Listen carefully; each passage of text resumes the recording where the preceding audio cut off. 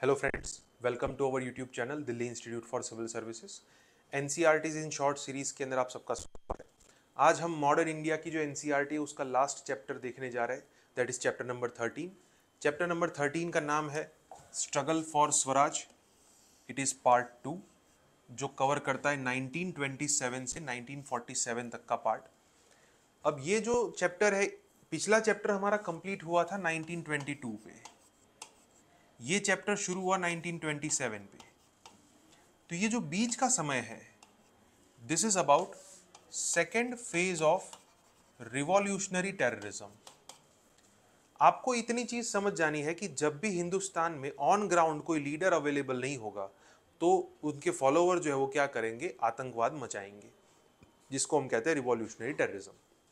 सो इस चैप्टर के अंदर जो नए फोर्सेस पैदा हुए, वो नए फोर्सेस क्या थे वो हम शुरुआत में देखते हैं कि ये जो रिवॉल्यूशनरी टेररिज्म था उसका क्या इम्पैक्ट पड़ा हमारे नेशनलिज्म आइडियोलॉजी के ऊपर। फिर ब्रिटिशरों ने कमीशन भेजा, उस कमीशन का नाम है साइमन कमीशन। तो ये साइमन कमीशन की रिपोर्ट आई। साइमन कमीशन के अंदर एक भी इंडियन नहीं था और इसके चलते हमारा जो रिएक्शन आया, जिसको हम नेहरू रिपोर्ट कहते हैं। अच्छा, नेहरू रिपोर्ट हमने ब्रिटिशरों को दिया, लेकिन नेहरू रिपोर्ट के अंदर बहुत सारे लोगों का कंसेंसस डेवलप नहीं हुआ। इसके चलते हमने एक नया रिजोल्यूशन पास किया। उस रिजोल्यूशन को हम क्या कहते हैं, पूर्ण स्वराज कहते हैं। ठीक है, तो पूर्ण स्वराज रिजोल्यूशन, इसी के साथ साथ ब्रिटिशरों की ओर से हमको इनविटेशन मिला राउंड टेबल कॉन्फ्रेंस के लिए। और एज अ रिएक्शन यहाँ पे हिंदुस्तान के अंदर जो मूवमेंट शुरू होती है, उस मूवमेंट को कहते हैं हम सिविल डिसोबीडियंस मूवमेंट। आप सबने दांडी सत्याग्रह का, दांडी मार्च का नाम सुना होगा। It was a part of civil disobedience movement, जहां से ये आंदोलन शुरू होता है, सविनय अवज्ञा आंदोलन जिसको कहते हैं। अच्छा, इस आंदोलन की क्या असर हुई? तो आंदोलन बहुत तेजी से पूरे देश में फैला। आंदोलन खत्म होता है गांधी इरविन पैक्ट पे, कि जब गांधी जी और इरविन के बीच में समझौता हुआ। और उसके बाद नेशनल पॉलिटिक्स के अंदर कुछ उतार चढ़ाव आए, दैट इज बिटवीन 1935 टू 1939। क्यों उतार चढ़ाव आए, उसका रीजन ये है क्योंकि ये जो एक्ट नया आया, गवर्नमेंट ऑफ इंडिया एक्ट 1935, अभी तक का सबसे बड़ा एक्ट और सबसे बल्कि एक्ट था ये। तो इस एक्ट के अंदर बहुत सारे मेजर चेंजेस आए, लाइक इंपीरियल काउंसिल के अंदर कुछ चेंजेस आए, प्रोविंशियल लेवल पे ऑटोनॉमी आ गई, डायर की इंपीरियल लेवल पे आ गई। तो ये सारे चेंजेस की वजह से भारत के अब नेशनलिस्ट आइडियोलॉजी के ऊपर क्या इम्पैक्ट पड़ने वाला है, वो इस पॉइंट के अंदर हम पढ़ते हैं। इसी के साथ अलग अलग प्रोविंसेस के अंदर कांग्रेस की मिनिस्ट्रीज बनी।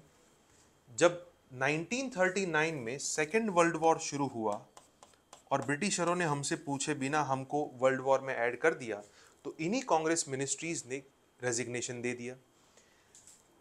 इंडिया में नए सोशलिस्ट आइडियाज डेवलप हो रहे हैं। अब ये आइडियाज आए कहां से? रशियन रिवॉल्यूशन से। रशियन रिवॉल्यूशन के थ्रू जो अलग अलग एजेंट्स अलग अलग दुनिया के अलग अलग देश में गए, उन्होंने वहां पे सोशलिस्ट आइडियाज स्प्रेड किए। लाइक फॉर एग्जांपल 1925 में एम.एन. रॉय, जिनके द्वारा ताशकंद के अंदर कम्युनिस्ट पार्टी को डेवलप किया गया, क्रिएट किया गया। तो इंडिया के अंदर इस टाइप के सोशलिस्ट आइडियाज जो है वो प्रेजेंट है।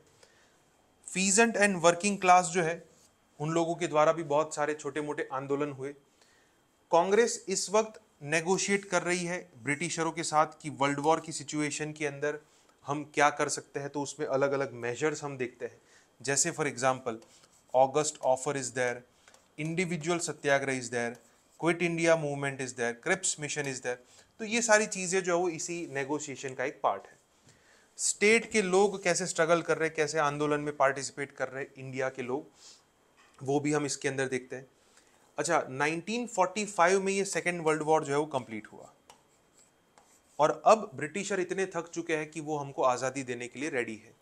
उसके लिए कुछ उसके क्वाइट ऑब्वियस रीजंस है, like Quit India movement is there, INA trial जो सुभाष चंद्र बोस ने बनाई, वो आईएनए के ट्रायल भी यहीं पे शुरू होते हैं। तो जिसके चलते ब्रिटिशर जो है वो रेडी है हमको आज़ादी देने के लिए। साथ साथ में इंडिया में कम्युनलिज्म भी उस अपनी पीक पे पहुंच चुका है कि एक नए देश की डिमांड शुरू हो चुकी है, उसका नाम है पाकिस्तान। तो ये वर्ल्ड वॉर जब चल रहा था उस टाइम पे कौन कौन से आंदोलन हुए, वो ये पॉइंट में कवर होता है national movement during the second world war. और जैसे ही वर्ल्ड वॉर ख़त्म हुआ तो उसके बाद जो हमारी स्ट्रगल थी वो लास्ट पॉइंट के अंदर कवर होता है, जिसके अंदर हम वेवेल प्लान से शुरू करते हैं, फिर कैबिनेट मिशन पे आते हैं, फिर माउंटबेटन प्लान पे आते हैं और आखिर में हमको आज़ादी मिलती है। So this was the end of 13th chapter, कि जिसके अंदर हमने शुरू किया था कि कहाँ से साइमन कमीशन से शुरुआत हुई 1927। फिर उसके बाद जो नेगोशिएशंस के अंदर नेहरू रिपोर्ट वगैरह होता है उसका आउटकम आता है civil disobedience movement.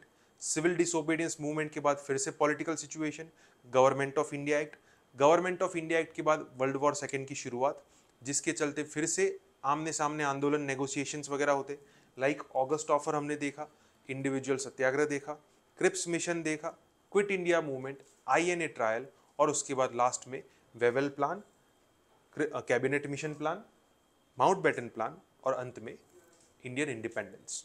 So this is all about chapter number 13। I hope आप सबको ये सीरीज़ पसंद आई होगी, और भी ऐसी कोई सीरीज़ अगर आप चाहते हैं तो कमेंट बॉक्स में ज़रूर बताइए। Thank you.